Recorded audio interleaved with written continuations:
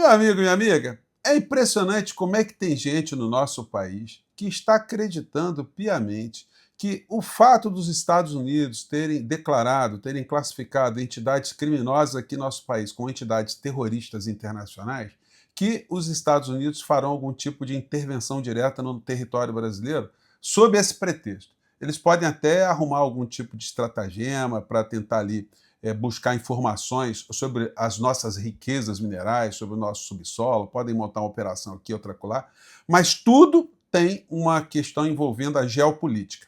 Todas as ações que o governo norte-americano está fazendo visam, de um certo modo, sufocar o seu principal concorrente no plano geopolítico, que é a China. A China e os seus parceiros, dentre os quais o Brasil está inserido também. Os Estados Unidos, não é segredo para ninguém, sempre influenciaram em processos eleitorais do mundo inteiro.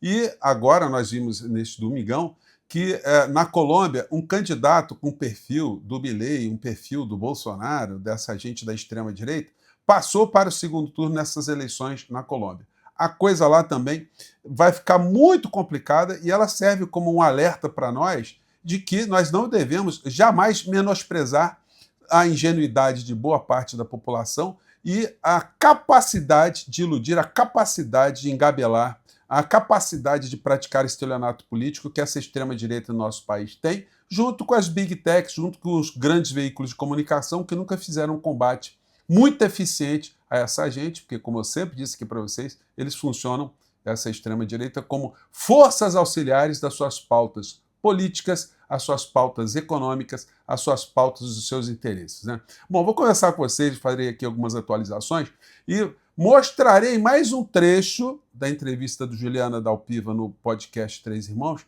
onde ela simplesmente mostra que Flávio Bolsonaro é bandido e é bandido. E aí a gente não tem nem que ter receio de qualquer tipo de processo, porque tudo que foi falado e tudo aquilo que está sendo exposto são coisas provadas, são coisas documentadas. Então não dá para a figura fugir. Agora, como tem gente que ainda está acreditando e gente de má fé que está colada com essa criatura, né? Bom, vou conversar com vocês sobre o que está acontecendo com esse meu visual temporário. Como eu disse para vocês, eu fiz uma pequena cirurgia nos olhos, mas vou ficar com vocês tranquilamente. Nosso portal não para, porque essa gente traidora também não para, né? Se você chegou agora, se inscreva, conheça os nossos outros vídeos, compartilhe, dê seu joinha, mande seu comentário, enfim. E leia sempre o primeiro comentário também, porque lá eu coloco os links do nosso clube de membros, do nosso canal de cortes e do abaixo-assinado da nossa pré-candidatura, da nossa pré-campanha para uma candidatura a deputado federal pelo Partido Socialista Brasileiro do Rio de Janeiro, para a gente enfrentar essas criaturas, esses bandidos de frente, numa outra seara, né? Para além aqui das redes sociais. Com seu apoio aqui, eu acho que a gente vai fazer um barulho muito interessante, muito importante. Você é muito bem-vindo, muito bem-vindo. Gente, olha, então a ingenuidade dessas pessoas é um negócio abissal. Já comentei com vocês no nosso encontro anterior que a China já está se manifestando e outras potências vão se manifestar também, porque elas percebem os corpos diplomáticos, os corpos estratégicos desses países, sabem que essa história de chamar grupo criminoso do Brasil de grupo terrorista é um artifício que eles estão fazendo para pressionar a nossa economia, para cercear a nossa economia, caso a gente continue tendo relações comerciais importantes com outras nações, principalmente com a China, que é o principal oponente dos Estados Unidos, essa potência em decadência, essa potência carcomida. Bom, aqui pertinho da gente está acontecendo isso. Político de ultradireita enfrentará esquerdista em segundo turno nas eleições na Colômbia. Campanha presidencial foi marcada por carros-bomba, ataques com drones e assassinato de candidato. Mas a questão é que o Gustavo Petro foi o primeiro presidente naquela região que não foi um presidente de direita. Todos os veículos de comunicação, redes sociais de extrema-direita, o governo norte-americano, tudo isso está conspirando contra a eleição do candidato de Gustavo Petro. Então vai ser uma eleição muito complicada, mas ela serve para a gente como um alerta que a gente tem que acelerar também a nossa campanha aqui de desmascarar essa extrema-direita, de emparedá-los, de forçar as instituições aqui a tomarem atitudes contra esses criminosos, esses traidores da pátria, porque senão, gente, nós vamos ter uma eleição aqui sui generis no Brasil também. Jornais repercutindo, né? Direita e esquerda disputarão o segundo turno na eleição na Colômbia. E já comentei com vocês, muita gente acessando o site do FBI para colocar imagens e registros de Flávio Bolsonaro, colado com miliciano, colado com bandido, e que agora estão sendo classificados, né, esses grupos, como grupos terroristas. Então, Flávio Bolsonaro também agora vai começar a entrar na lista dos bandidos lá nos Estados Unidos. Eu passei para vocês, no nosso encontro anterior, um trecho aqui da entrevista da Juliana Dalpiva. Eu quero colocar mais um trecho aqui, concedido pelos meus amigos lá do podcast Três Irmãos, onde ela simplesmente fala aquilo que nós já sabemos, que Flávio Bolsonaro é bandido e é bandido. Por quê? Por conta disso aqui, ó. Acima de 350 mil por mês. É um dinheiro considerável. Dá pra você pegar uns 250. Né, é um dinheiro considerável. Mais justa. É um dinheiro considerável. Agora, só para ficar bem justo, tá? Só para ficar bem justo sobre essa história da milícia que você trouxe, que aí é bem importante falar. Mas ele homenageou vários milicianos. É aí que eu quero chegar. É aí que eu quero chegar. Porque eu te disse que eu não podia te responder o que você falou, que eu falei, você não tem prova sobre isso. Mas tem uma coisa muito importante. O Flávio não só homenageou vários bandidos, assassinos, tá? Vou falar de dois.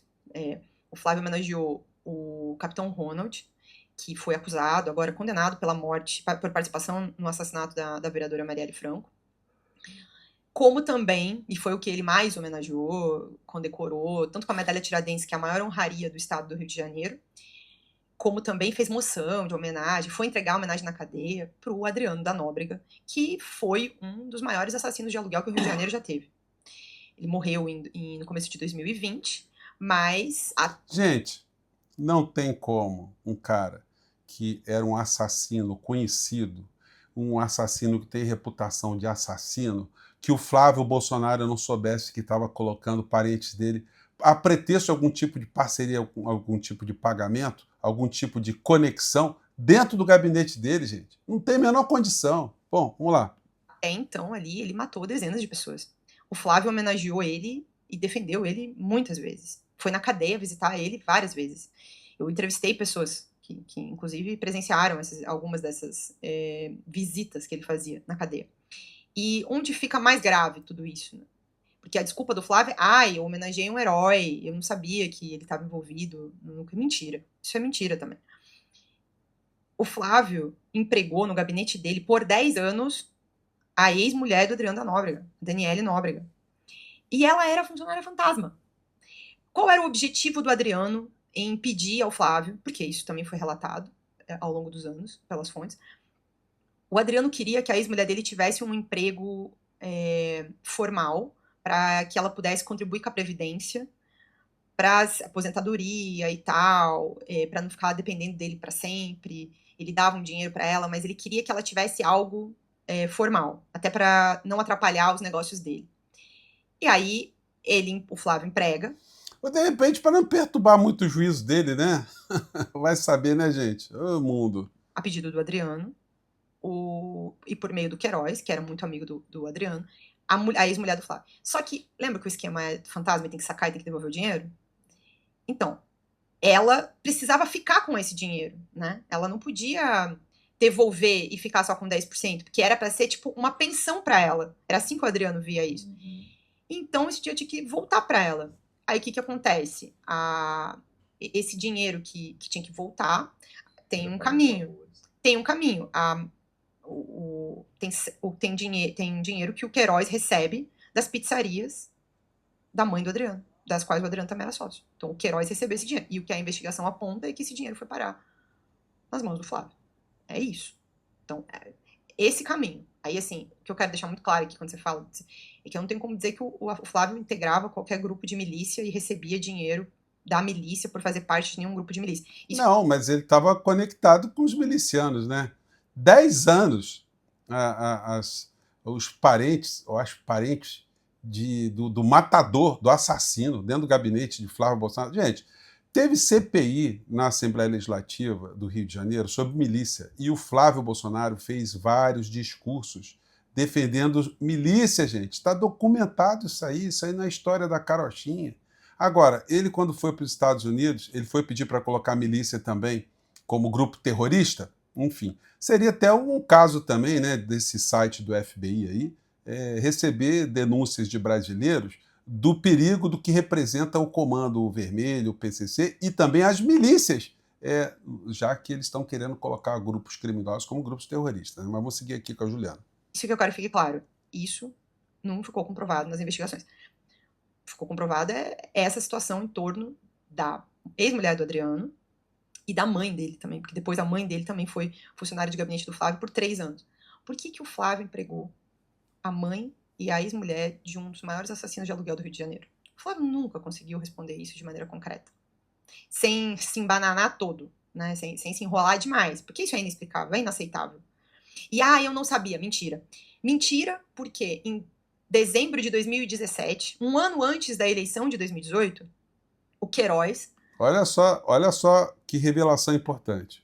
troca mensagens com a Daniele, essa ex-mulher do Adriano, e conta que eles, família Bolsonaro, estavam se organizando para a campanha presidencial do ano seguinte, e que o sobrenome dela era um problema. Por que o sobrenome da Daniele Nóbrega era um problema? Por causa do currículo miliciano. dele, no caso, era- E por que o currículo do Adriano era um problema? Se o Flávio não sabia de nada, se o Bolsonaro não sabia de nada, por que o Flávio Bolsonaro tá preocupado com isso? Por que eles estavam preocupados com isso? Se eles tinham só homenageado um herói. Eles sabiam, é óbvio que eles sabiam. O Rio de Janeiro inteiro sabia. Inclusive os policiais que não investigavam o Adriano pelos crimes que o Adriano cometeu, porque era muito perigoso, né? Quando o Adriano estava solto, qualquer pessoa que passasse a investigar o Adriano, ele pagava propina para muitos policiais de delegacia para ficar protegido, porque ele recebia para matar pessoas, então era muito perigoso. Era o sicário dele. O Adriano era um sicário, exatamente. O Adriano era um sicário. Tem como... Gente, a gente não consegue nem imaginar o que é estar trabalhando com pessoas que têm envolvimento com assassinatos, com muitos assassinatos, gente. É um negócio muito cabeludo, é um negócio muito sério, é um negócio comprovado. Agora, o que é mais incrível é o seguinte, se você mostrar esse vídeo para alguma pessoa que está pensando em votar em Flávio Bolsonaro, enfim, bom, se essa pessoa tiver o mínimo de dignidade, de bom senso e ver que o que Juliana Dalpiva está dizendo não são narrativas, ela não está fazendo campanha política, ela não está querendo defender eleitoralmente alguém. Ela é uma jornalista que está fazendo o trabalho dela, enfim. E o trabalho dela consistiu, nesses últimos tempos, em desvendar a grande desfaçatez dessa família criminosa, dessa família bandida, sem caráter, com esse tipo de personagem, esse tipo de Flávio Bolsonaro, que é capaz de fazer as maiores atrocidades, porque é uma pessoa totalmente sem nenhum tipo de caráter, o que ele aprendeu com o pai dele. É uma coisa assim impressionante. Mas, gente, olha, ainda bem que nós temos esse espaço aqui para a gente denunciar esse criminoso e dizer, né, parafraseando o Gonzaguinha, é bandido e é bandido. Bom, eu vou ficando por aqui, gente. Fiz esse papo com vocês basicamente para mostrar esse trecho aí, para você recortar e mandar para aquele teu parente bolsonarista, assim, desarmado, né? Desarmado para poder assistir isso assim com muita sobriedade e depois opinar o que ele acha disso. O que ele acha depois de votar, a possibilidade dele votar num cara que está ligado com esse tipo de banditismo aqui no nosso país, né? Eu vou ficando por aqui mais uma vez, um grande abraço, obrigado aí pelas mensagens de carinho de vocês, tá? Vou ficar 100%, vou ficar melhor ainda aqui de visual, de enxergar, né? E a gente volta no próximo portal, tá legal? Não esqueça também de prestigiar o nosso abaixo-assinado da nossa pré-candidatura, tá bom? Um grande abraço, tchau!